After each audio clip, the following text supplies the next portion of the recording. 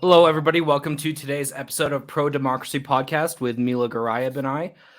Today, we're going to be talking about, we called our episode Cracking Open Chinagate.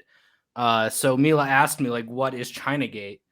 And my response was, it's all of it, right? It's like every bit of scandal, controversy, propaganda that we're being fed on like a monthly basis. It seems like every month there's like a new thing.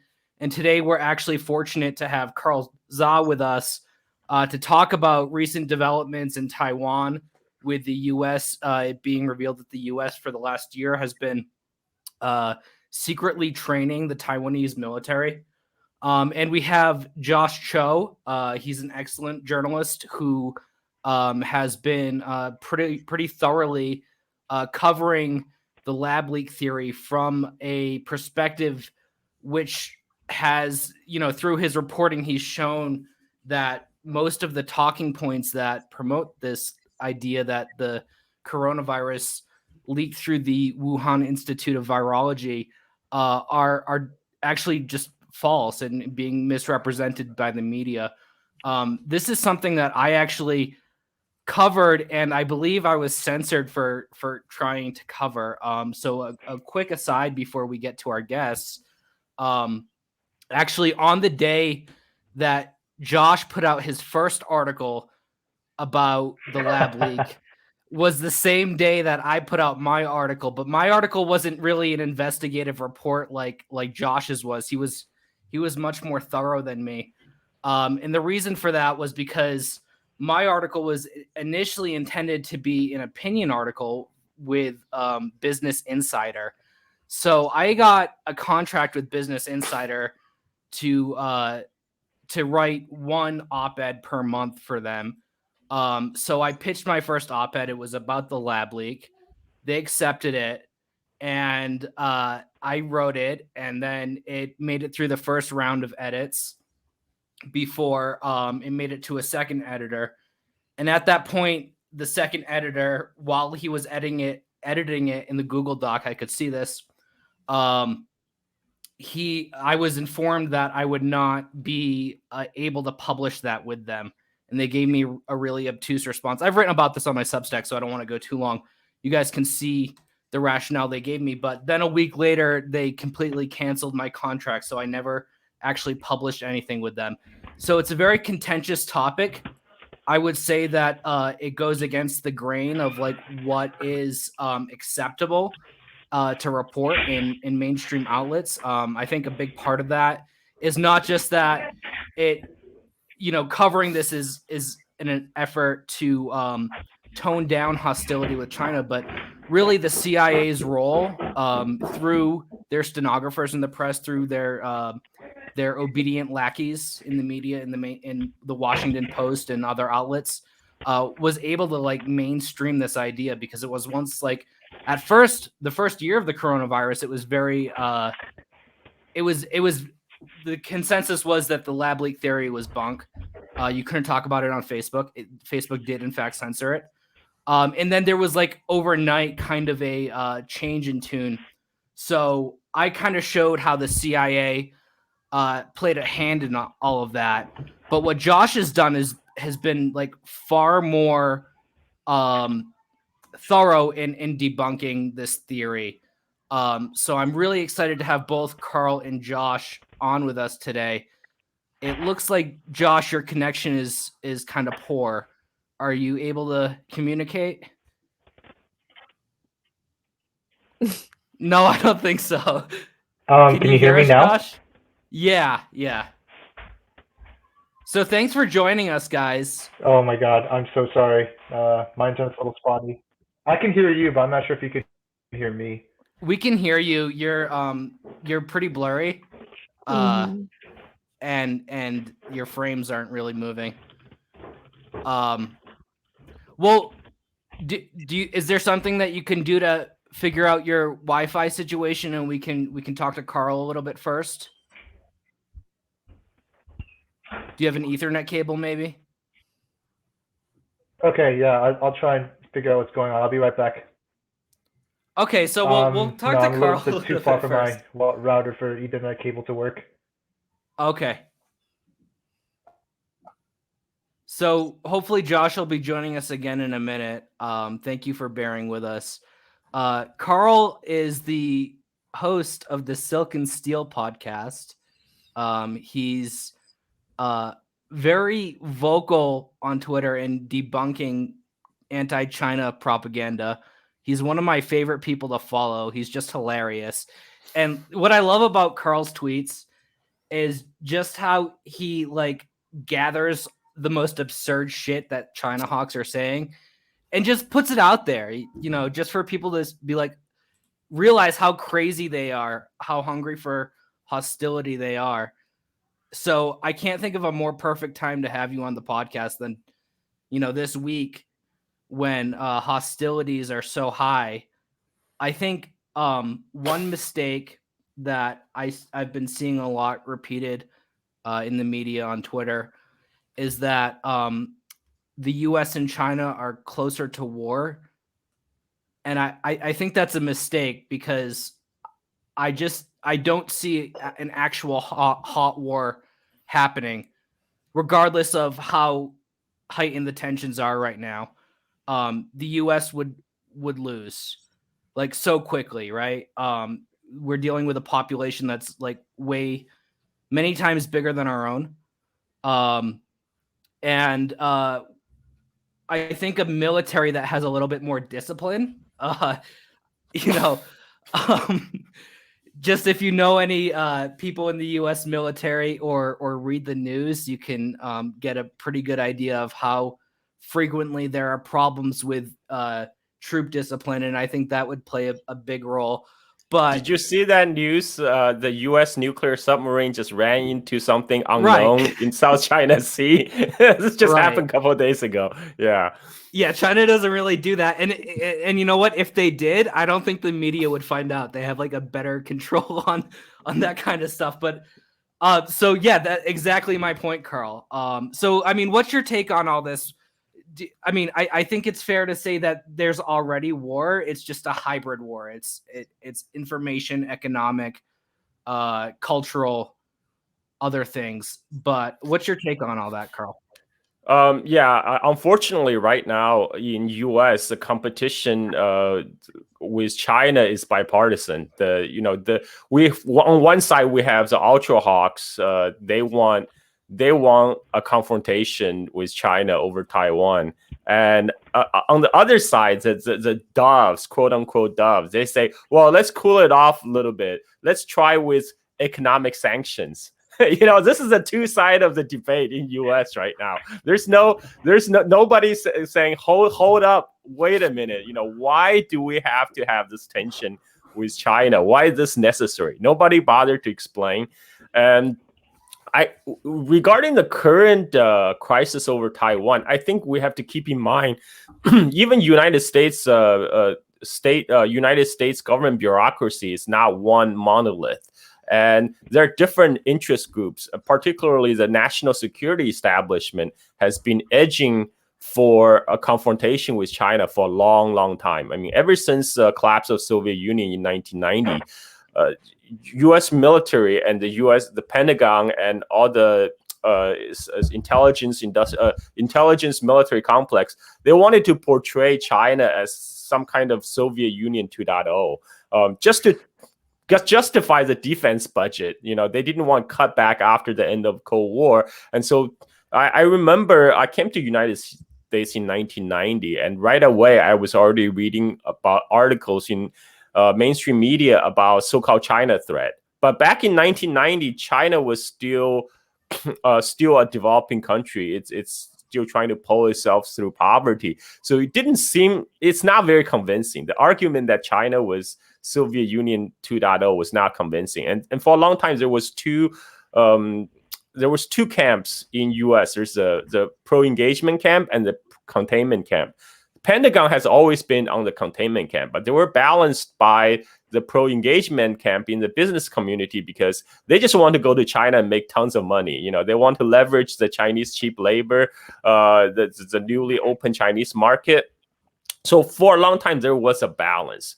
But until very recently, I say happened in the last 5 years, what what China has done is China has pulled itself up and economically, and now China is also an economic threat to the U.S. hegemony in the world. That's why the previous pro-engagement camp in U.S. the business community, now they have backed off because they realize now the China is a rival to them. People like especially a lot of the big tech companies in U.S. That have dominated our lives. Facebook, Google, all of them, they already achieved hegemony in much of the world. For example, when the Facebook went out, Facebook, WhatsApp, Instagram, it went out not just for United States, it went out for much of the world. I'm in Indonesia. I was affected. I couldn't get on Instagram, Facebook, WhatsApp.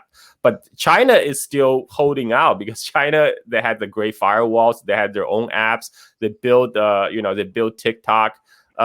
For the Chinese, for the American tech giant, that is a threat. That is why you're seeing the U.S. There was during the Trump administration, there was even an attempt to kill off TikTok, and because capture. Yeah, exactly. They're trying to get TikTok sold off to Microsoft, and so right now it's a full spectrum, like you said, a hybrid war with China. But there's degrees of differences. So if you notice recently, Biden actually reiterated the U.S. commitment to the one China principle and recognized that Taiwan is part of China. Right away, you see all these news items about Chinese warplanes invading "quote unquote" Taiwan airspace, and then U.S. aircraft carriers sailing into South China Sea. So many people there's many people in the national security establishment. They do not want to see U.S. move into a more conciliatory stance with China. They didn't like what Biden sound bites lately, so they're doing their best trying to keep pushing the confrontation forward. And for example, that's interesting. I'm sorry to interrupt, but real quick, it's almost like what we saw with Trump, where he would put out this policy idea that was kind of more in favor of detente with the DPRK, for example, and then he was totally undermined by the media, the military, and all the other kind of establishment forces. So and that's Russia really interesting. Russiagate, because he reset with Russia was a big Trump Trump idea, but the blob totally pushed against it because the NATO, all the jobs at stake in the NATO institution, this is good American jobs at stake here. So yeah, so we're seeing similar thing playing out against China right now. Because there's also a party divide in United States. The Democrats who were pushing for the Russiagate, right, during the Trump years, whereas the Democrats want to get tough with China, and right now, there's not even much pushback from a Republican on getting tough with China. Everybody in U.S. want to get tough on China. Yeah, so that's where we are. And if you actually look at for example, the latest so-called Taiwan crisis, it's a lot of manufactured nothing burger. A lot of the media reporting the Chinese are running 100 incursions into the Taiwan "quote unquote" airspace. So it gives you the impression that Chinese fighter jet is flying over the city of Taipei. People are looking up and seeing Chinese fighter jet in the sky. That's not even the case. The Chinese fighter jet didn't even cross the island of Taiwan anywhere close. What was the reported incursion was actually reported by the Taiwan Defense Ministry. They reported an incursion against the Taiwan ADIZ, the Air Defense Identification Zone. So for people who are interested, I encourage you to Google ADIZ. There's actually a Wikipedia article on ADIZ, and there's an entry under Taiwan. You can see the map of the Taiwan ADIZ zone. Fully half of it is actually over Chinese mainland. So you can see how Yeah, over the land of Chinese mainland. But then people are saying, oh, wait a minute. But the latest incursion was not over the Chinese mainland. It was over the other half. That's correct. The Taiwan Defense Ministry was actually kind enough to post like hourly updates of all the PLA flight path across their ADIA zone. And you can see from the map they posted, the most of these PLA flight over, they're still circling closer to the mainland Chinese coast rather than anywhere near Taiwan. It's just because of Taiwan drew this ridiculously large ADIA zone, which, by the way, was designed by United States Armed Forces in 1950s. So during the Cold War, U.S. design.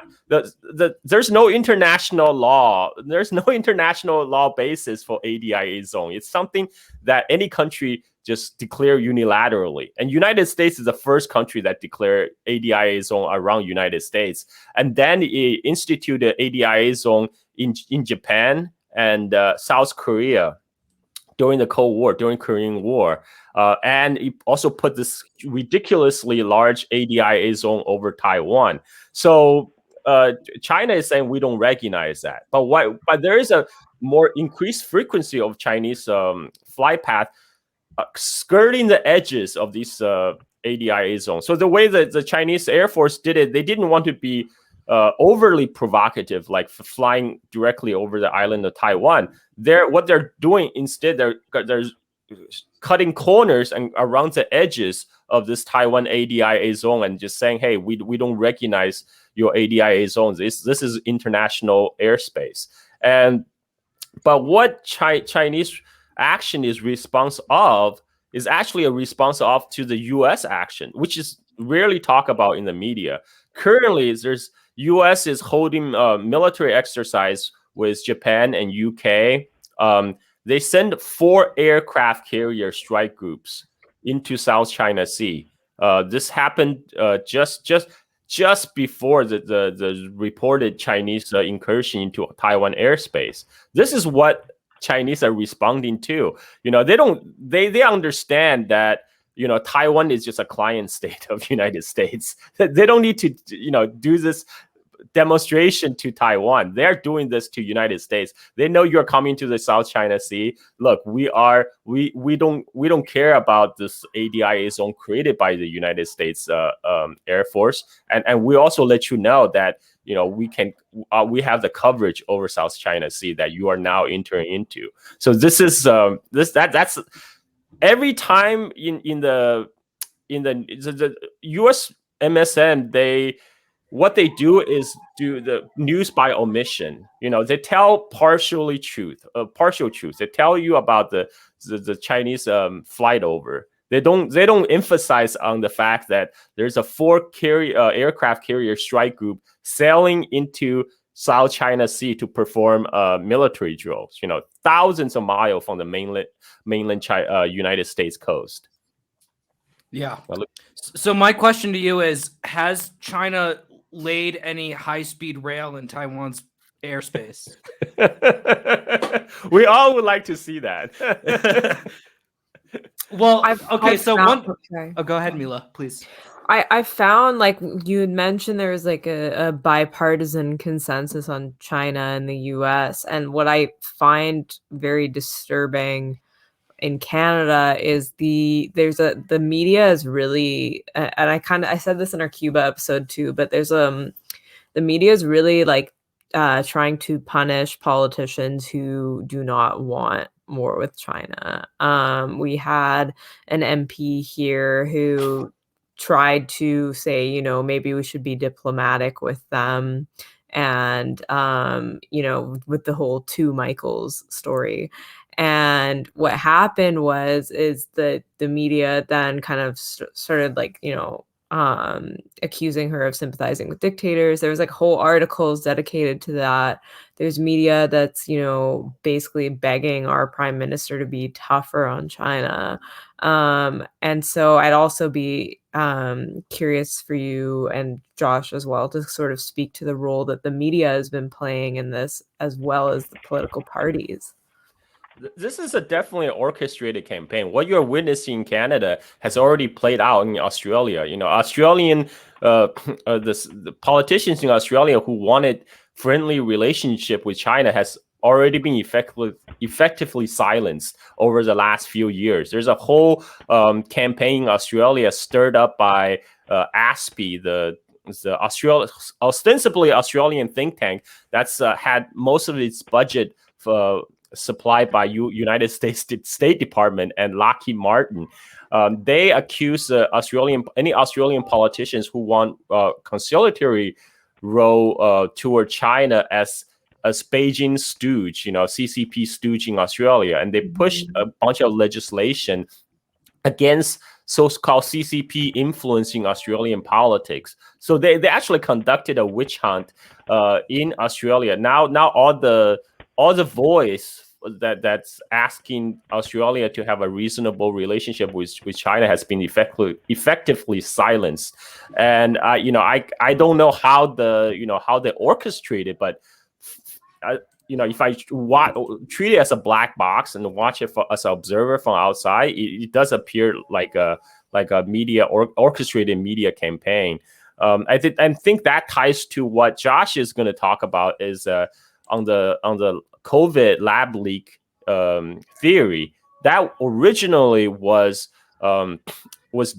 pushed by White House officials under Trump administration. It was Matt Pottinger, who was a deputy national security advisor. He was tasked with handling the initial U.S. COVID response, but they screwed up so bad that he decided the best thing we can do now is shift the blame to China. So he worked through his media pets, like Josh Rogan in Washington Post, and really pushing hard for the lab leak theory. That, unfortunately, even after Biden came to power, the Democrats had a chance to step back from all these Trump era rhetoric, but they didn't because COVID is still an issue in the United States. We now have the Delta strain, so let's keep doing what we're doing, and it's very unfortunate.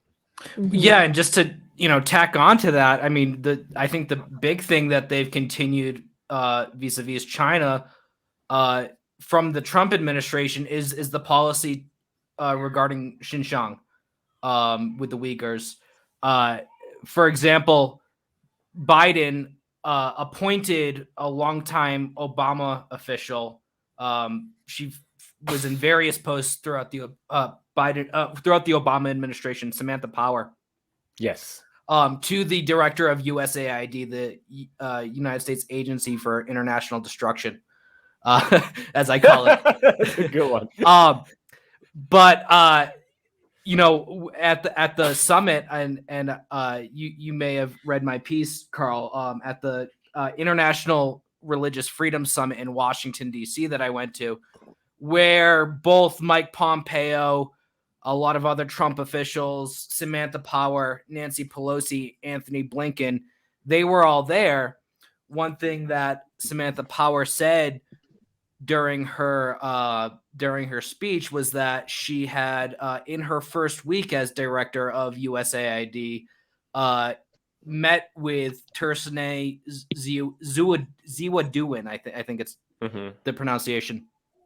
So this is a Uyghur woman who has in recent times claimed to have bore witness to government-sponsored mass rape, all kinds of other horrendous tactics by supposedly by the Chinese Communist Party.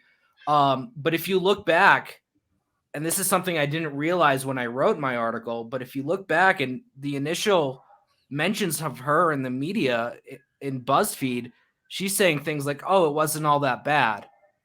So her story has changed, and the more salacious it's gotten, the more access she's gained to high level U.S. government officials and been able to influence their policy. Blinken and his State Department are very much continuing the same kind of policies as the Trump administration in regards to Xinjiang. And I think what the big thing that people don't realize about this now, there may be some policies that as Westerners we don't agree with. They don't comport with our values in Xinjiang, right? That may be true, but there's, first of all, no evidence of a genocide. The statistics are constantly changing. When we do get statistics, they're furnished to us by discredited people like Adrian Zenz. And this is all happening within the context of China's Belt and Road Initiative, right? So obviously, you were talking about this earlier, in the 90s, China, people were identifying it as a problem, but it wasn't considered so much of a problem because they were a growing power. Now it's clear they're going to overtake the United States. And a big piece of that puzzle, to a big component of their economic growth, is the Belt and Road Initiative. And in order to get, goods, Chinese goods to the West, Xinjiang needs to be a part of that, right? And so the United States is doing, exactly what it did with the Mujahideen, with the jihadist rebels in Syria, and they're using it. They're using them. They're using the economic policies, the campaign to boycott cotton from Xinjiang to create dissatisfaction among the people, right? If there's no jobs, then who are they going to blame? They're going to blame their government, and they're going to try to rise up. So that seems to be the goal here. But at this point, I do have to end the Twitter live stream. We're going to be going exclusively over to Rockfin.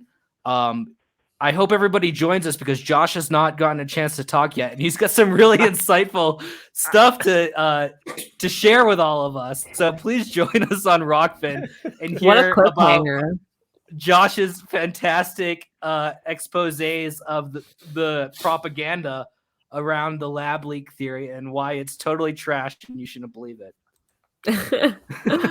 I will shut up now so Josh can talk. Yeah. Can he talk? Yeah. Sorry, can you guys hear me now? Yeah. Yes. So, okay, Josh, Okay, that's awesome. you've had, by my count, 3 articles. I could be wrong. The first one was with Fair, which was an excellent piece. And then the latter 2 were with Mint Press. Mm-hmm. Is that correct? Well, basically, the 3 you're talking about are science focused, and the 4th one was another one at Fair, but that was more focused on the politics of the WHO origins investigation. That was just, so yeah, the 3 you're talking about are very science focused, and the latter was just on the politics question, like why, if China knows it's innocent of a lab leak, why would they not cooperate with further investigation of the Wuhan Institute of Virology? I don't think that's an unreasonable question to ask. Like, I think it's a natural question. Like, oh, if you know you're innocent, why wouldn't you cooperate with the investigation? So I figured that one was worth addressing in another piece. But yeah, the 3 you're talking about are science-focused pieces. I see. So okay, so like, I've read your pieces. It's been a little while now, but you keep taking these smoking guns that have been identified by journalists that will not be named. But you keep taking the key pieces of evidence which are being used to promote this theory. I don't really think theory is even a really appropriate word for it. And you show how they're being misconstrued in the media. So I'd like it if you could talk about what's been like the biggest lie of all of this, right? And I suspect that there's a delay here. Well, okay. Well, if you want to talk about everyone's favorite buzzword, it's probably gain of function research. Lots of lab leak theorists like to throw that word around. But just to make sure, can everyone hear me? Yes. Is my connection just fine? No, but we can hear you. That's great. Sorry, I'm a little paranoid. Okay, but so that's probably the most popular one, and it's become popularized, I think, because there was a huge public spectacle about it, confrontation between Anthony Fauci and Rand Paul. I think the first one, Rand Paul basically accused the NIH and Anthony Fauci of being responsible for the COVID-19 pandemic by funding gain-of-function research at the Wuhan Institute of Virology. And that was in May 2021. And then the second confrontation, which was a little bit more spicy, Fauci basically accused, no, Rand Paul basically accused Fauci of lying, and Fauci responded back that Rand Paul is lying and that he doesn't know what he's talking about. And that caused a lot of drama, and obviously that generates a lot of news cycles and controversy. So I think that's probably the biggest lie. I hate it when my two favorite people and, like, fight. talking to so many scientists. Yeah. I'm sorry. I really shouldn't interrupt you because there's this delay and it's just messing everything up. So I'm going to let you continue. Sorry. No, it's fine. But so I think lots of people were just confused about what gain-of-function research actually is, and whether the Wuhan Institute of Virology was actually doing it, and three, whether gain-of-function research is even capable of creating SARS-CoV-2. And I think on all three of those counts, not many people know what gain-of-function research is. I think for most people, just to me, like from when I see on people on Twitter talk about what gain-of-function research is, it just seems to be crazy scientists are doing scary stuff I don't understand. That's probably the most popular definition in the Twitter sphere. Number two, the Wuhan Institute of Virology, as a fact, was not doing gain-of-function research. And number three, even if they were doing gain-of-function research, you could not create SARS-CoV-2 from gain-of-function research anyways. So on all three counts, it's not true that they were doing that. And I think that's probably the biggest lie. And the second biggest lie, which I devoted another Min-Press article to, was the idea that the Wuhan Institute of Virology was doing research in subpar safety conditions, which is, the implication is, if Chinese scientists were lying about not having SARS-CoV-2, they were more likely to have a lab accident just because their safety standards are so poor. But that's also not true. So I devoted many thousands of words, and if anyone watched my interview with Danny Haifong, I couldn't remember every single thing I wrote just because there was so much to cover. So, yeah. I know that feeling. So talk to us about, because what we've been told from the media is that leaked cables, leaked to Josh Rogan and then FOIA'd by others, cables from the State Department showed that there were safety concerns at the Wuhan Institute of Virology. That's what we've been told by the media. What did they actually say? So in April 2020, Josh Rogan had a State Department cable from U.S. diplomats who visited the Wuhan Institute of Virology, and he quotes two paragraphs from it, and he basically gives a very contrived interpretation of what they meant, and he tried to spin it as, oh, look, U.S. diplomats visited, and they were very worried about the unsafe working conditions there, but at the time, actual virologists who know how to interpret these cables and the significance of what they mean is that, for example, Dr. Angela Rasmussen, she's a virologist in Canada, based in Canada, I believe, at the moment. But she stated that the sections of the cable that Josh Rogan cited don't actually say that. What they said was that they wanted more experienced personnel or more trained personnel to handle dangerous viruses more safely. And that's a problem, or that's an issue not just at the Wuhan Institute of Virology, but like at scientific institutions around the world, like in Australia, for example. So it's not unique to the Wuhan Institute of Virology. And one thing she stated at the time was that they asked for more funding and that the research was important. And if the U.S. diplomats actually truly believed that the research was being done in unsafe conditions, they would not ask for more money. They would ask to cut off funding because they would think that Chinese scientists are too incompetent to do it properly. So that's a more logical conclusion. And 3 months later, when the Washington Post released a full unredacted State Department cable, it basically vindicated Dr. Rasmussen's skepticism of Josh Rogan's presentation of it. And it's funny because if people were on Twitter at the time, when Josh Rogan was challenged on whether he was presenting the cable's findings honestly, he actually refused to show it. And there was a question of why would you hide it if you know that if you think the cable says what you claim it says. And that's a very big indication that he was lying about that. Yeah. One thing I really liked that you included in your article was this. Well, okay, so there's kind of two camps to this lab leak conspiracy group, right? One says that this is evil China's fault, and then the other one says that, and a lot of the people that are of this belief are actually people whom I have a good deal of respect for. So I want to be careful about how I talk about them, because they've done a lot of good work on other issues. I don't agree with them on this one. But these are people who say these are people who say that the U.S. was funding this evil research, or and there are variations of this, right? But one thing that I really appreciated you including in your article was this idea that if two hostile world powers are working on creating bioweapons or doing this evil gain of function stuff, why would they be cooperating? First of all, two countries with totally different economic doctrines. One is capitalist, the other one's communist. So it's not like you could say that they were trying to overtake the global economy together, right? One of them was totally prepared for the fallout, or at least became prepared very quickly. The other one is I don't know how many hundreds of thousands at this point. When I did my article back in, what was it, July or June, it was 600,000.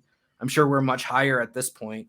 China's what are they, less than 10,000 deaths from COVID? So it's just totally absurd to think that the U.S. and China might be working together on that kind of warfare research and development, right? It looks like we lost Josh. Great. So Carl, I mean, what's your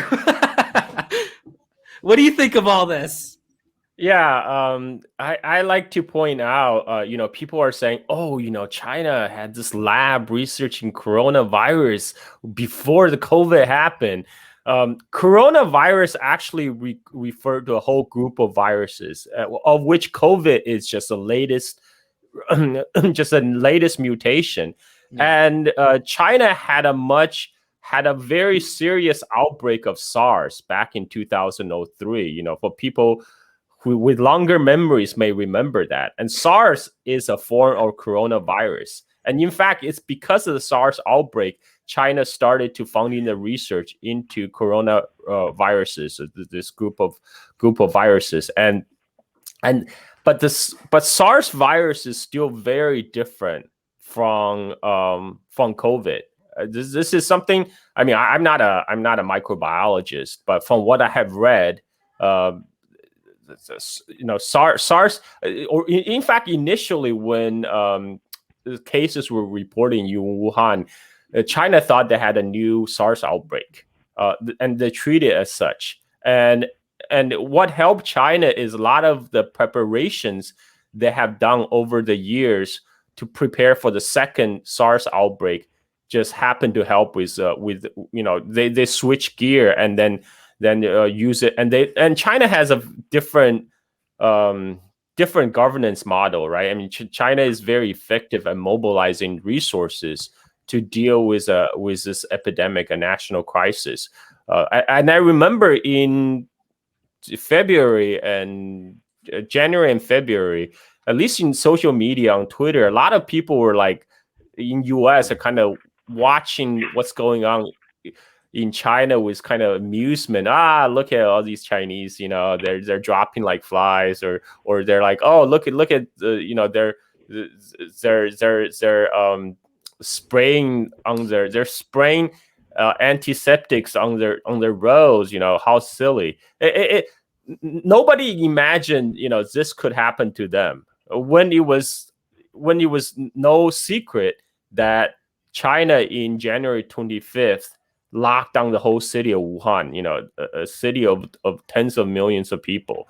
And even at this point, U.S. officials had done nothing in United States. And it's like as Josh said, if US was in on this secret conspiracy of creating manufacturing COVID as a bioweapon, why they haven't done anything, right? I mean, Yeah. they had full now if they had full knowledge of what's going on, and in fact, US didn't. I remember because this is I tell a personal anecdotal story. In mid of February, my sister who lives in the Bay Area, our niece came down with severe flu-like symptoms, and then she took my niece to get a flu test, and it came back negative. So my sister was freaking out. She thought, seeing what happened in China, she was worried that my niece might be getting COVID, and she went to contact all different places trying to get a COVID test for my niece. None of the hospital would do it, and they told her that, oh, this is handled by the county health center, and the county health center said, well, the CDC guideline is that your daughter doesn't qualify because A, she doesn't have recent travel history to Wuhan, B, she doesn't have a known contact with a known case of COVID patient, right? So per CDC guideline, we can't give your daughter the test. My sister was running around for weeks, trying to get my niece tested and running into the red tape. That was a situation in the United States, right? And now we know that's because CDC had that stupid guideline. It's because they didn't have all the test kits in place. They had, in fact, faulty test kits. So they came up with this stringent guideline to restrict testing because they didn't have enough test kits, right? And you had Fauci saying that you don't need to be wearing a mask because there weren't. Yes. And then later admitting that was a lie. He was just saying it because there was a shortage for frontline workers, as they call them. Yep.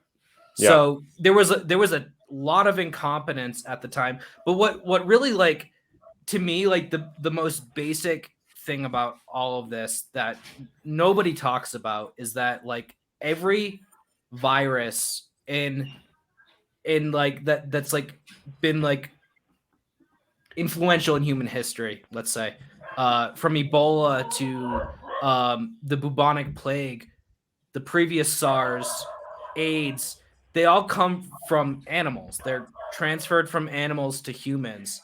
And now all of a sudden there's a Cold War and we want to invent this novel way of it being created when that's really never happened, right? I mean, there's been biological warfare, weaponized viruses before, but a new strain, a virus that acts very different from others, we haven't seen that before. And now that there's a Cold War, we want to take this virus, which has caused all these problems, and create a totally different scenario that's outside of what human experience has been thus far. Yeah. So I think that's a really important point that people forget, just because we're in this we're of this idea that we're in a new world and a new territory. So Josh, can you hear us? Yes, I can hear you just fine. Okay, so Josh turned off his camera so that maybe we could hear him a little better and he would stop getting disconnected. What do you think? What do you think of all that? Of the politics of this? Because I know that your articles have been very scientific, and you've talked to a lot of actual experts, people who do know what they're talking about. Mm-hmm. But so using that information, what have you deduced about the politics of this? Can you be a little bit more precise in your question? Because there's so many different political angles. What aspects of the politics? Well, I mean, the great power competition, right? Mm-hmm. Do you think this is more of the same that we're seeing right now with Taiwan, with the Uyghurs? Do you think that I don't know, man. You're Okay. such a brilliant investigator. I just want you to tell me whatever we need to hear, you know? Oh, okay. Well, basically, I think you could pretty much agree with that. Like pretty much, like you said at the beginning of this entire podcast, that like pretty much anything China related is going to be controversial, and they're going to try and spin like basically anything they can to like make China look bad. And Yeah. at the same time, like you kind of have no choice. Like if you're going to do what the U.S. government did, and basically sacrifice people for corporate profits throughout the world, and the U.S. has one of the highest death tolls of COVID. If you want to divert people's attentions from your government, from you, like let's say you're like the president, like you want to make them blame someone else. So it would just be a natural thing to do. Like if the outbreak started in India, for example, I'm not sure if the degree of the propaganda would be the same, but the tactic of scapegoating another country would probably be the same. So Definitely. I'm really yeah. detecting a lot of narrative building in this, and it's interesting because we had a few episodes before this. We talked about the whole ivermectin thing, where there's a lot of very strong reactions and like all of that. And I feel like we also are kind of having this with the lab leak theory, except there are people who like Alex said, who I respect, who are pushing this theory. And I think that there's a pressure for people critical of the establishment to accept this theory. Like there's a pressure in like sort of our crowd to accept this theory because, if you don't, then you're seen as like some liberal that's like, like Believing whatever Fauci says. yeah, exactly. Or that like you're pro Fauci or whatever. When, like it's just again, people are getting sorted into camps. This is the same way that when we talked about ivermectin, people automatically assumed we were against like, vaccinations. When I said very clearly that I took it. And so, like either way, there's just this very aggressive ideological battle that's playing out. And it's kind of sad because you kind of see people who were very skeptical of Russiagate, who then now, unfortunately, kind of turn around and uncritically accept this lab leak theory. And, again, kind of group people who don't accept it into like this naive liberal camp. And it's a very clever propaganda tactic, in my view. And what is I crazy think is all the American and European experts, coronavirus experts, they're saying this lab leak theory is crazy. It couldn't be done. But all the non-experts suddenly became experts. All the pundits are now talking like they have been certified by microbiologists, and they're all giving their opinion on this. But when the actual expert says no, that can't be done. Yeah. Yeah, I mean, one thing I found that I tweeted about a while ago is that the closest virus to COVID-19 that was studied at the Wuhan Institute of Virology shares only 96% of its genome with like SARS-CoV-19. So, I mean, that may sound really close, but I mean, to put it in perspective, humans and chimpanzees share 98.8% of their DNA. So, I mean, this is like a huge difference. And it's like, okay, so we have right now the Pandora Papers, right? We have all kinds of CIA hackers, anonymous hackers, anti-China people. I think if you look at like the online anonymous crowd, they're not particularly crazy about China. In fact, they were very supportive of the Hong Kong riots. Where are the leaks? Where are the leaks that are proving that that anything resembling SARS-CoV-19 was even present at the Wuhan Institute of Virology? They're not there. So I think that if there was something there, we would probably see that. I mean, of course, you can't say that with certainty, but there's got to be somebody that knows something about this virus being there, and we haven't seen that. Right Yeah, now, I think everything that's a good point. should I Sorry, continue, or Josh. Carl, do you want to talk? No, go ahead. Okay, well, yeah, I think that's a very good point that all of you made. Like, I think Alex talked about like how, okay, like to successfully hide like the Wuhan Institute of Virology having a virus, a SARS-CoV-2 like virus in its lab that could serve as a proper progenitor. By progenitor, I mean it has to have at least 99% of a genome match, which which so far we have no clue of or evidence of at all. But the point is that like so far the Intercept had leaked documents of a grant from the EcoHealth Alliance to the NIH, or from the NIH to the EcoHealth Alliance. Sorry, my directionality is getting a little confused. But the point is there were leaked documents, and they only proved that what the EcoHealth Alliance and what the Wuhan Institute of Virology were saying all along was true, that they were only working with SARS-CoV-1 like viruses. And SARS-CoV-1, if you know the difference between the genome between that and SARS-CoV-2, SARS-CoV-1 shares about 80%, and that's way further than RATG13, the virus you were talking about. That's a 96% match. Yeah. And Dr. Stephen Goldstein, who I talked to, said that the probability of creating SARS-CoV-2 from RATG13, which has a 96% match, is 0%, because scientists need at least a minimum of 99% of a genome match, or as high as 99.9, which has not been found. Even last month, when French and Laotian scientists found the bat virus, like that didn't even hit 97%. So this is the closest one we have. And that was right. Yeah. That was discovered last month.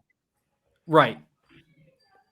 Yeah, I think that article's gone under the radar too, and I think I saw it in Bloomberg. Was these scientists found the closest match to the coronavirus in the wild, in surprise, surprise, not in a lab in the Soviet Union, but in a bat cave, and it was 97%. So it's still, I mean, they couldn't have even taken that and turned it into what it is today, because it's too different. Nope. But it's still the closest thing that they found. So and there's got to be, I mean, maybe you know something about this. There's got to be like thousands of these that we've yet to discover, right? Yeah. Part of the reason why the EcoHealth Alliance's research is so important is because they're funding scientists to go out and look for viruses that might cause the next pandemic. And as hard as it might be to believe, like there's just literally so many bats out there that we literally have no idea, like the kinds of viruses that are out there. And if you cut back research on that now, you're basically leaving us less prepared. And I think that's part of the reason why this gain of function controversy is so dangerous, because it's being misunderstood. Basic virology research is being misinterpreted as dangerous research that creates viruses. And like, although like we already have like maybe hundreds of viruses at the Wuhan Institute of Virology, that's not even close to like how many viruses are out there in the wild, because I think most non-scientists severely underestimate what's out there. And yeah, and it's kind of funny because I'm going off on a slight tangent, but I remember reading like the first Intercept article, and like they were talking about like how researchers doing this kind of research is bad because they might get bitten by a bat, but like you don't get respiratory viruses. You could become the Batman. That's not what happens. Like respiratory viruses are not known to be able to transmit through blood-mediated transmission, and like you can't, because when an animal bite pierces your skin, the infected animal bite the virus would go into your bloodstream. But respiratory viruses aren't spread that way. And when I talked to another scientist named Dr. Stanley Perlman, he told me that he'd worry about rabies instead of SARS-CoV-2 if he got bit by a bat. And like, it's just such a stupid like assertion that like I can't believe that the Intercept journalist like did not even bother to fact check this minimal thing, because like this has been known for years, and like it just shows me how gullible they are. They just take any lab leak scientist at face value. They don't question anything, and they're just publishing these dangerous claims that makes doing regular field work to find viruses that might cause a pandemic as something dangerous or bad. Yeah, and they're trying to frame like pro lab leak theory stuff as like the skeptic's view, and like trying to make like kind of what I said before, like they're trying to make the establishment narrative, that it was not a lab leak.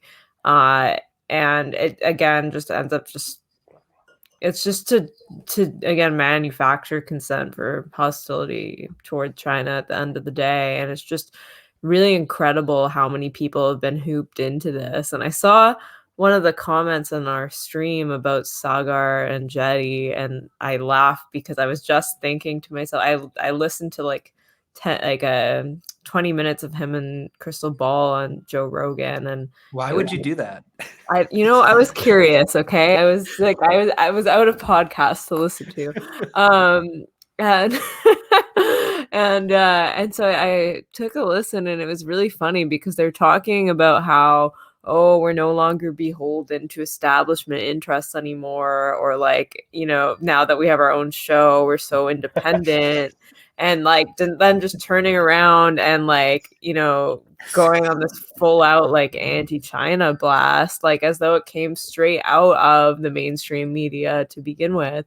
And so again, it's just so funny to me how like this is the one issue where everyone just falls in line, no matter like, because usually on like left or like anti-war issues, there's at least some consensus, right? Like there's no one who's part of this anti-establishment group that like bought into Russiagate, for instance.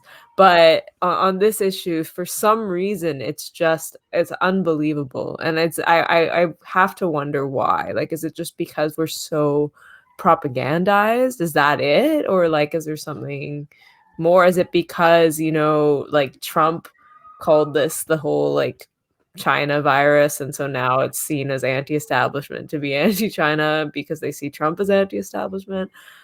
I don't know, but it's crazy.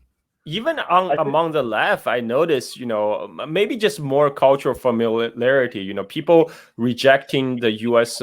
Spin on Venezuela, in Bolivia, on Cuba, but they still buy everything U.S. media says about China. I mean, there's a disconnect here.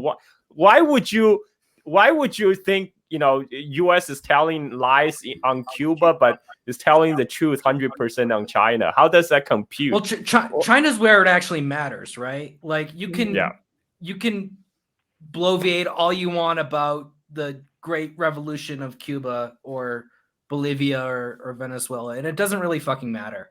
It just doesn't. Like the primary contradiction is between the U.S. and China globally. Those are the two superpowers. So that's where your stance actually matters, and that's why I think the left is afraid to not promote all the kind of rabid anti-China propaganda and regurgitate it. I mean, you look at, speaking of Crystal and Sagar, who are like two of the most hawkish people in left media on China. They're left? I just saw a clip of their former show. What's that, girl? I didn't realize they're left. Well, the American left is still imperialist. Like, you know what I mean? Like, they're not. There's no anti-imperialist left in America.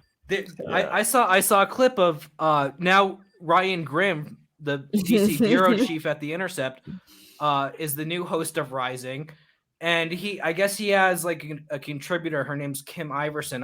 I had never heard of her until I saw this clip, and I just saw it last night. But she started like pushing back on some of the Uyghur propaganda, and fucking Ryan Grimm went full psycho. He was just like, he had like blood coming out of his eyes, trying to tell her that she was wrong, how it's okay to criticize China because either way the establishment's going to try to provoke hostility, so it doesn't really matter what we say. I'm sorry, if you're of that opinion, get the fuck out of journalism. Well, if you think that what you say doesn't matter, then get out of journalism. Like, you don't belong here.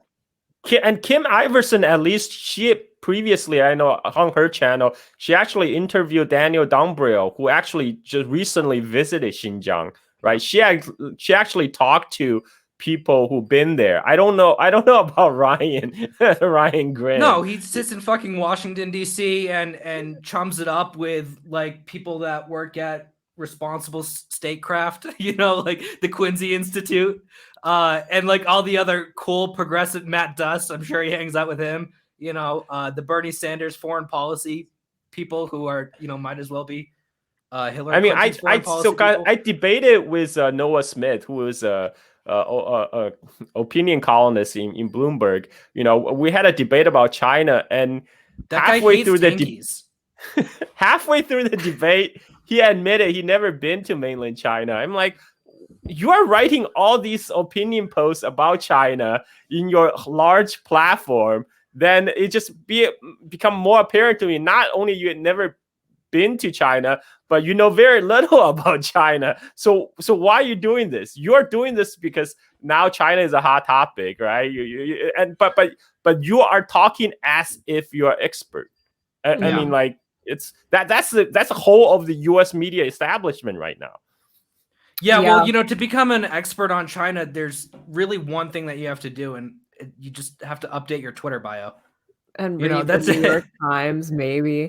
What's funny to me too is like, because we're talking about the left, but it's also like what's very fascinating is like you see the right in real time be like, don't believe the mainstream media, fake news, blah blah blah, and then it's like, oh, but when they talk about China, then everything's true, of course. Like everything on CNN is fake, but on China, it's actually true.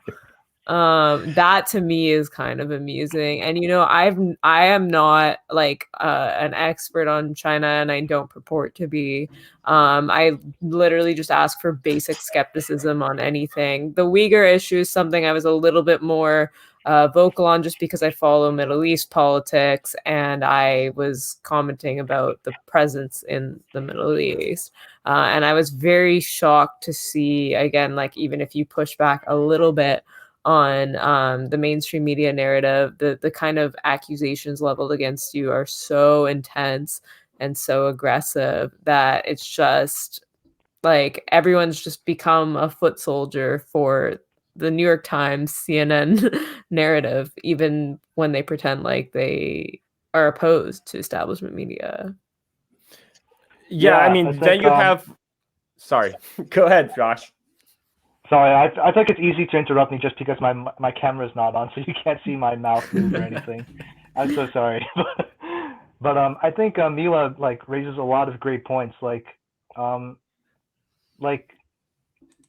think I can't really blame like people too harshly who have fallen for like stuff like the lab leak theory and other narratives, just because like the lab leak theory in particular, like you're trained to recognize that like corporate media lies to you about like or distorts many different issues, and like you're kind of, if you follow along enough, you might be tempted to take like a contrarian stance, like everything they say is absolutely wrong, and like you might be tempted to do that. But I think for people who think that embracing the lab leak theory is an anti-establishment position, I'd like to say a few things, like, or like even Xinjiang or like whatever, like the idea that like embracing anything that makes China looks bad as anti-establishment is silly, just because the entire U.S. government is doing that, Democrats and Republicans.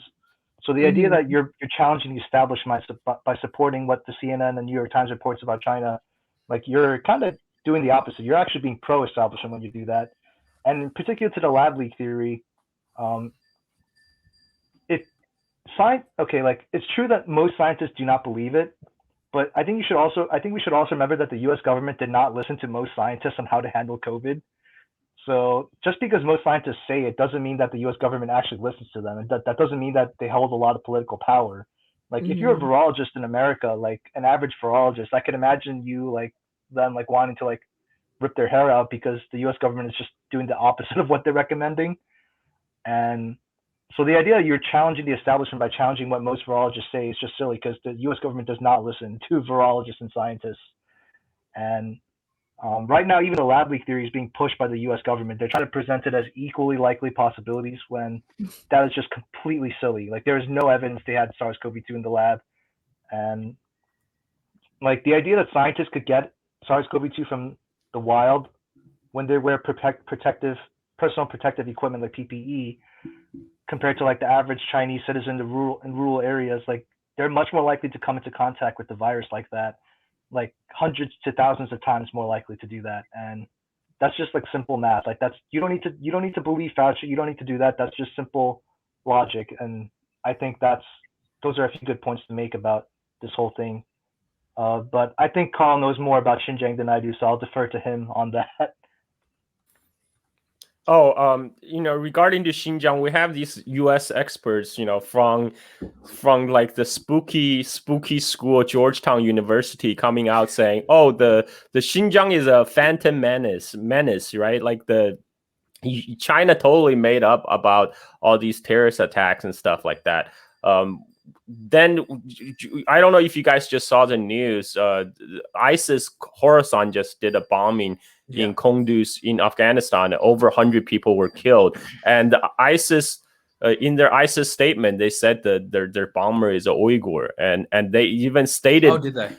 Yeah, they said it was a Uyghur. It's actually picked up by Wall Street journals right now, and they said the stated aim is because China is working with Taliban China is pressuring Taliban to deport all the Uyghur militants in Afghanistan back to China. So the ISIS Khorasan is doing that to protest Taliban policies, and by targeting the Shia worshippers in Kunduz, these Hazara who are, Taliban is not the friendliest group towards Shias to begin with, right? And this is and the fact that there's very little reporting in U.S. media that there's actually thousands of Uyghur fighters in Syria fighting the war against Assad.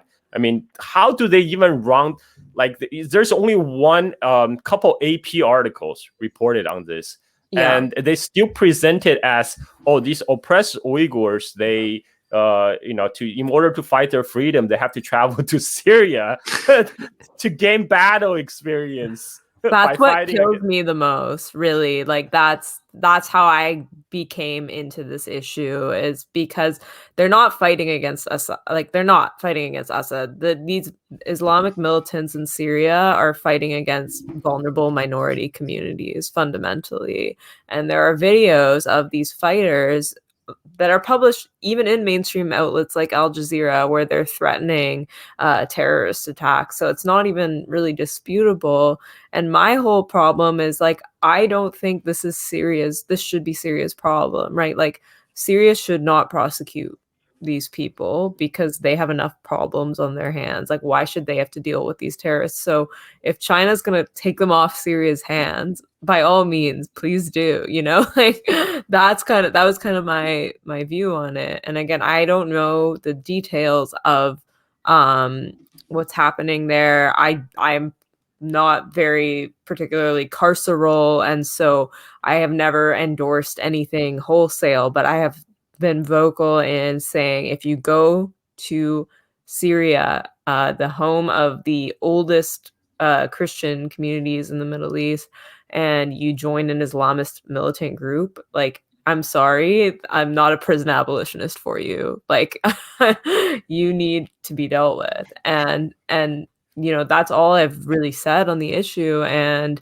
I've never experienced, like, that is some of the harshest vitriol I've experienced from that. And it's just unbelievable to me. Yeah, I feel like the issue of Syria and now the issue of the Uyghurs have been the two, at least in my time working in journalism and politics, those have been the two hottest issues, the most contentious things, because they really get to the core of what, well, forgive me, but of what leftism is supposed to be, right? Because on one hand, you have leftists who think that anti-fascism, preventing genocide, is like the main calling of the left, right? And they say, well, Assad's doing a genocide. The media says this. Assad's doing a genocide. Xi Jinping is doing a genocide. And so it becomes an issue that's not like, during Russiagate, people would say, "Oh, you support a mafia dictatorship," and it's like, okay, yeah, you can say that, whatever. I mean, but Now the thing is you don't have to be you don't have to be supporter of Saddam Hussein to realize Iraq war is a disastrous for the people of Iraq. There's and I still believe anti-imperialism should be one of the top priority for the left. To imagine if you think okay, if you think Saddam is bad, why would you think U.S. military would do a better job to further the life of all ordinary Iraqis in Middle East? And the same applies to Syria and China. Why do you think that U.S. has the best interest of the people there in heart? And they don't. They don't care. They don't care anything. They don't care about the ordinary people in Iraq, in Syria, in China. They only care about continue the grift, to continue to increase the military budget so all the defense contractors get big houses in Virginia. And we have all this reportage about how U.S. spent $2.5 trillion on Afghanistan. That didn't get spent on Afghanistan. $2 trillion of that went to the U.S. military contractors. They just take the money from they take the money from ordinary people and give it to very few, the well-connected, all these weapon manufacturer guys. So that the money has and been, the lives. Yeah, that's the logic of empire. They didn't do it to save the women of Afghanistan. If they were worried about the girls' education, they could have just not funding the Mujahideens back in 1980s. So yeah. Yeah. No, I mean, one thing I wrote a while ago was General Mark Milley was saying that the U.S. can't withdraw from Afghanistan because it would turn women's rights back to the Stone Age. And it's like, how dare a United States general invoke the Stone Age when talking about Afghanistan when we've dropped, tens of thousands of bombs.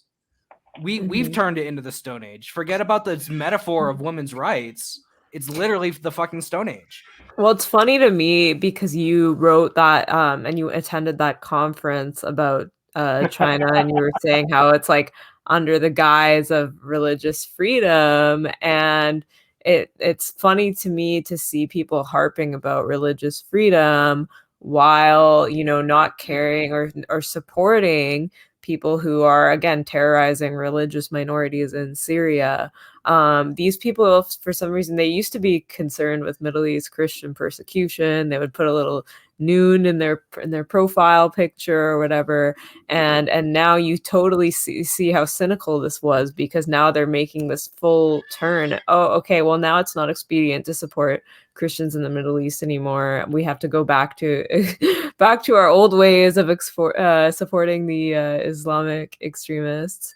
Well, there was some of that, but the big contradiction that I saw, because there was a lot of, this conference, it wasn't all empire, right? There was some truth to some of it, but the big contradiction was like all these people who throughout the 9/11 era were vicious, absolutely vicious towards Muslims. And doing these symbolic things like banning Sharia law from influencing local government policies, like that was ever happening in the first place. And, just all around hostile towards Muslims, now taking up the cause of the Uyghurs under the guise of religious freedom. So that was the big contradiction. But Carl, you looked like you were going to say something, so please go ahead. Oh, sorry, I lost my train of thought. Just go ahead. You have anything, Josh?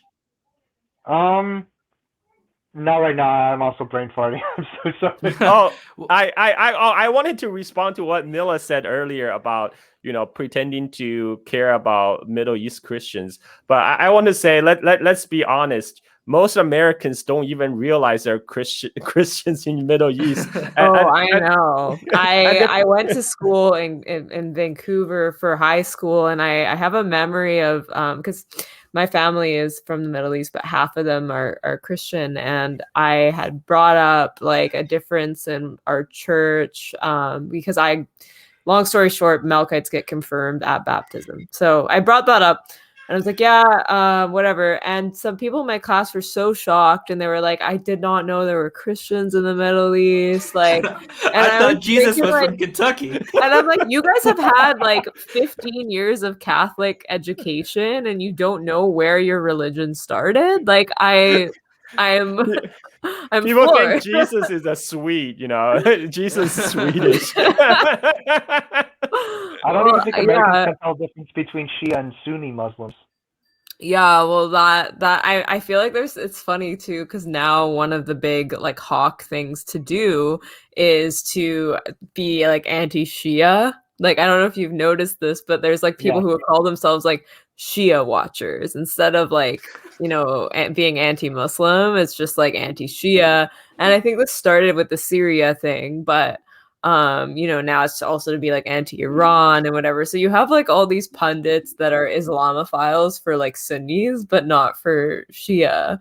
And it makes me laugh because it's like they literally sound like they've adopted like jihadi ideology, but Yeah. it's like Yes. some guy in DC, And remember that the Syrian war was the mainstream media narrative tried to spin the Syrian war as a Sunni genocide. Mhm. That's like the Middle East version of white genocide theory. yeah. When And I when say this Syria, as my other half being Sunni, so like yeah, and when Syria is like actually a Sunni majority country, they try to. It's just playing on the ignorance of a lot of the West, a lot of the Western audience. Well, bringing it back to Taiwan, I know that their biggest annual military drill is called Han Glory. So I mean, could you? Are racial politics a big at play in the Taiwan issue? Well, Taiwan right now is 98% Han, but it's because it's indigenous community now. The indigenous Taiwanese groups only consist of 2% of the population. This is a result of continuous immigration from mainland for the last 400 years. Started under the Dutch colonialization when the Dutch realized they can make more money by importing Chinese Han migrant laborers into Taiwan and tax them, and that's but you see right now the media, Western media, you seem to there's now a spin trying to portray PRC as a Han supremacist state. But what does that even mean? I mean, like, is there anything in the Chinese constitution that says the Han is the number one, or there's nothing like that. There's a lot of projection. And in fact, they get angry about the ethnic unity laws, right? So at the same time that they say that there's Han supremacy, they say these ethnic unity laws are bad. They're saying China is a Han ethno state, and at the same time they say China should be breaking up into these mini ethno states, right? It doesn't make sense. And at the same time, they're Nazis, right? Yep. I think knowing about China's autonomous regions would probably blow their minds, because there's not really an ethno state, but like they give a lot of autonomy to like ethnic majorities in regions in China. Is that correct, Carl? Yeah, I mean, in fact, you have to, in Inner Mongolia, for example, to be a public servant, you have to pass a test in both Standard Mandarin and Mongolian. You have to know Mongolian language in order to be a public servant, to be in the government in Inner Mongolia, and that applies to also there's the autonomous. The autonomous region laws mandate that there need to be the locals have a right to be educated in the local language. So in Xinjiang, they have Uyghur schools, Kazakh school, Kyrgyz schools, etc., and ditto Tibet. So yeah, I just don't think these people who want like China to break up into multiple ethno states, I just don't think they're aware of autonomous regions or don't have any serious understanding of them. And I remember looking at China's constitution and being shocked, because I remember something I think it was Article 4. It was condemning Han chauvinism, like, and like that's exactly the opposite of what a Han supremacist state would do. Yeah, Mao talked about that a lot actually in the Mao selected works. He warned against the Han chauvinism. Yeah.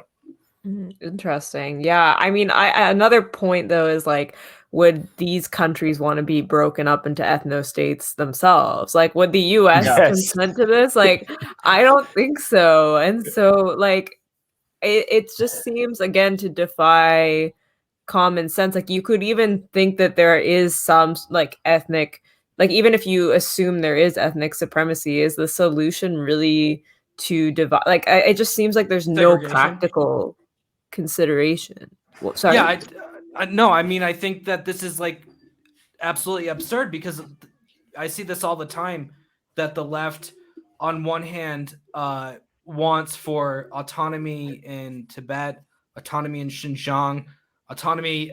I'm seeing Inner Mongolia a lot more lately. That's becoming a more prominent issue. Autonomy in Taiwan, Hong Kong, etc. But so they ask for ethnic autonomy on one hand, but on the other hand, they're opposed to segregation, and it doesn't make any sense, right? Like, what? I mean, we're as leftists, we are supposed to be against ethno states, right? We're supposed to be in favor of multiculturalism, inclusion, these sorts of things, and at the same time, you know, we're supporting the East Turkestan separatist movements, the separatists of Tibet, which is kind of taken a backseat to the Uyghur issue. But I think that it'll be deployed again at some point. Remember in 2008 during the Beijing Olympics, at that time the talk was there's a genocide in Tibet, right? There's now they don't talk about it. I mean, you know, right now you can't have a high speed rail going to Tibet. You can take the high speed rail there and see what's going on. Well, what I really want China to do is to take on the cause of Quebec separatism in Canada and try and argue to break Canada up from Quebec. Yeah. I really think we need that kind of spiciness in the discourse. And like, it's like, okay, well, if you're going to support our separatists, we're going to support your separatists. No, I mean, it'd be really could you imagine, you know, Samira Khan the other day tweeted, imagine if China was doing this with Alaska, right? I mean, if there was any parity in this, just imagine, you know, like, you know, during the Hong Kong protests, a whole bunch of Ted Cruz and a whole bunch of Josh Hawley, they all went to Hong Kong and show support, solidarity with the protesters. Now, just imagine during January 6th Capitol riots, the Chinese Communist Party leaders went to Washington and said, show solidarity to the protester. The American media will go nuts. They will go nuts. No, it would. And like, I mean, there's always people freaking out about foreign interference, right? Like, I just thought that was funny after Russiagate as well, because it's like, you know, how dare Russia run Facebook ads about like Jesus or whatever it was, like there's some ridiculous Facebook ads. But you know, we're gonna send our senators over to like support an insurrection. Well, yeah, actually, I saw some media spin already. I remember there were a couple articles saying that during the Black Lives Matters movement, because the Chinese state media issue some criticize the U.S. Human rights treatment of its minority, that China is actively stoking racism in United States. I'm like, you don't need to stoke racism in the United States. There's plenty in the United States. Yeah, it's already there. Yeah, I know. Actually, my latest article is actually about that topic. Yeah, so like it was interesting because like a lot of Western media outlets like The Independent, The Wall Street Journal, they were just like, oh, there's a Chinese disinformation campaign. They're getting Asian Americans to start protesting against racism, and like they made it seem like there were multiple protests. But like I actually read the original source for their reports. It was by a security firm called Mondiant, They cited one instance of it, only one instance. It was supposed to be a New York City protest on April 24th, but basically nobody showed up, and it didn't actually happen. So they cited this one incident which never actually happened, and social media posts that got like 0 engagement as Wow. like evidence of a Chinese disinformation campaign.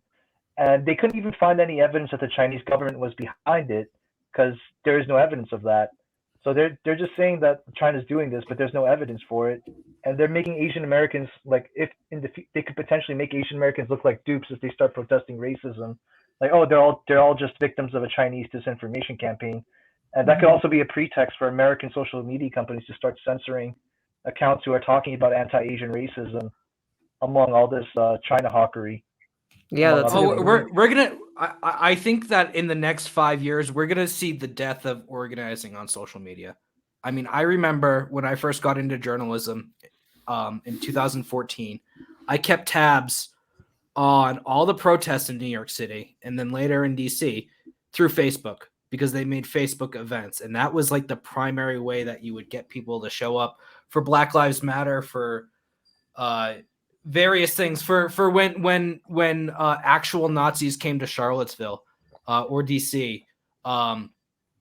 That was how you organized it. We're gonna see that's gonna be gone. It's just not gonna exist anymore. And the reason for that is because we now have January 6th. We now have them saying this is how it was used. Facebook is responsible. Twitter's responsible. All these social media websites brought this upon us, and so now we have to crack down. And it was never really about January 6th. You know, I don't want to get down that rabbit hole right now, but 4 hours where the police were opening up the barricades for people to get into the Capitol, like you knew that was going to be used, and it is going to be used to stop political organizing. And they have yeah. Go ahead. Sorry, I had a brain fart. What I want to say is that this is going to empower, not only disempower grassroots organizing, but it's going to empower AstroTurf, right? Mhm. Because the people that are going to be putting on the protest for the Beijing 2022 Olympics aren't going to have any trouble organizing, right? They're not relying on Facebook to get people involved, right? They have these established networks, and it's going to be explosive. Beijing 2022. I hope people are prepared for the deluge of propaganda that we're going to see around that. I've been trying to report on that as much as possible. I don't talk about sports ever, but this is going to be a big deal, and they're not going to have any trouble orchestrating these protests.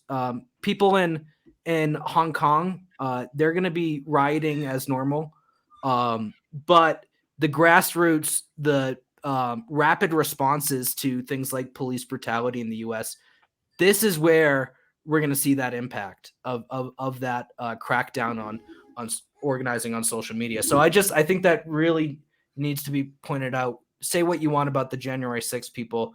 I'm sure I wouldn't want to hang out with them myself, but it's like with Alex Jones, right? Like, yeah, the QAnon shaman. Yeah, the shaman. I should go as him for Halloween. Really, Oh my that should God, be my costume. I've been trying to think what my costume should be.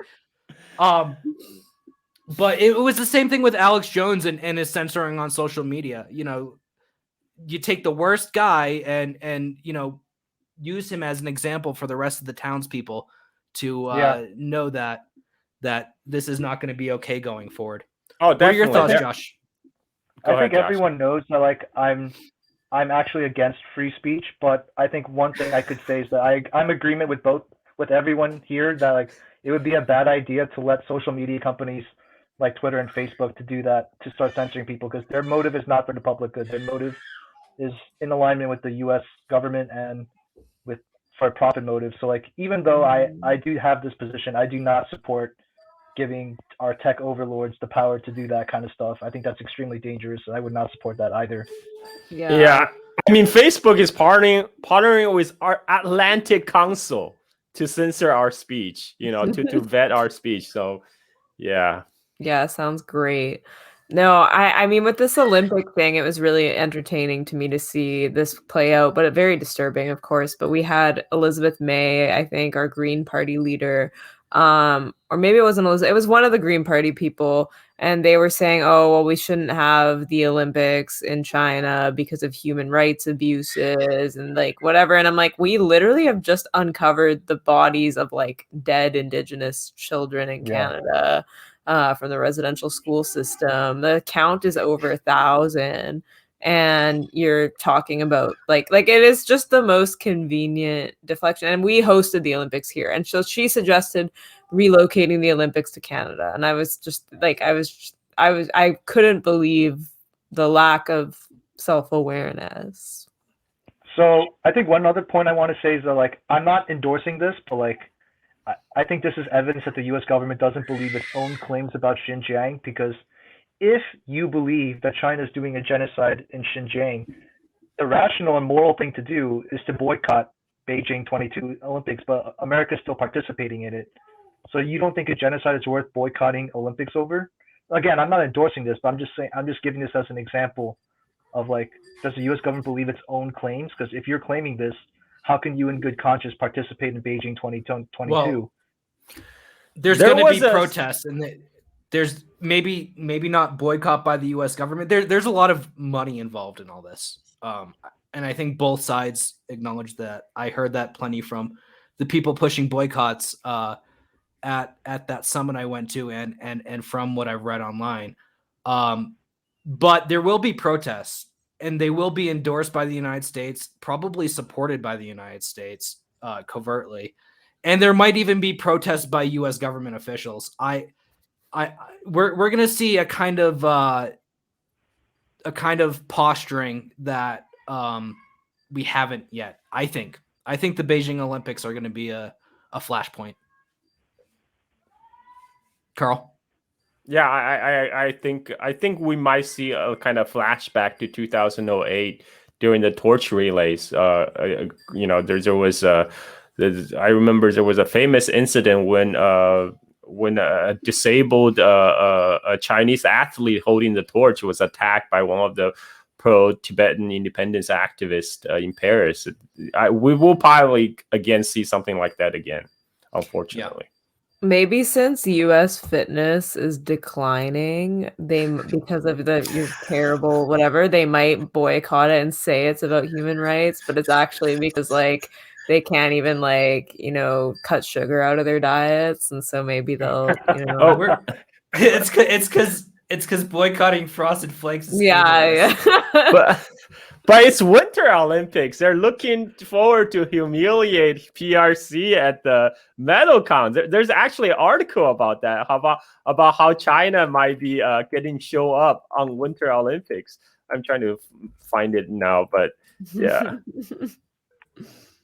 Yeah, but even still, I mean, that's not enough. Because what they're doing is they're putting as much these groups, which a lot of them are supported by the National Endowment for Democracy, and a lot of them are, otherwise on the periphery of U.S. intelligence, and they're putting as much pressure as they can on athletes and celebrities to take a stand, and they're going after the same people who were very vocal about Black Lives Matter.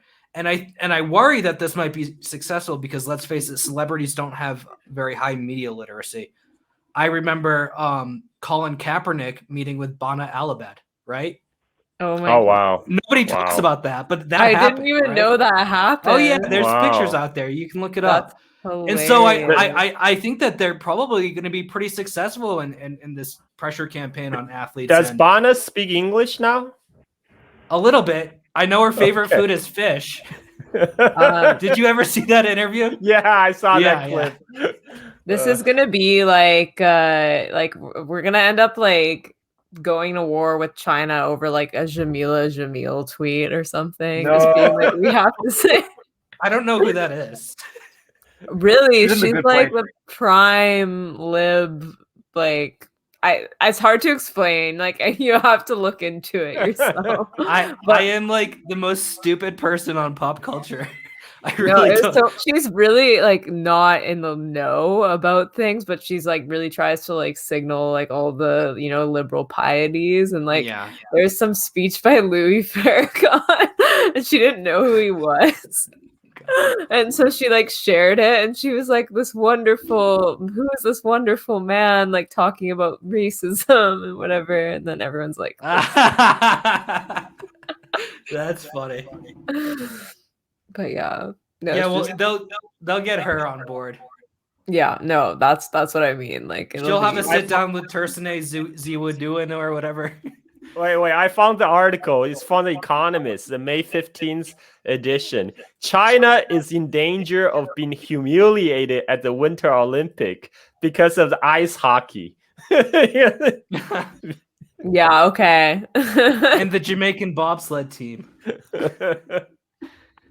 All right, guys.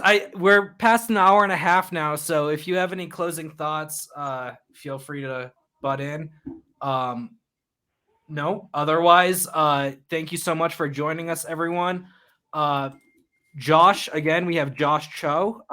You can find him on Twitter at JoshC0301. You can also find him from my Twitter because I linked to that. I linked to his account. Excellent journalist, writer for Fairness and Accuracy in Reporting. That's fair.org.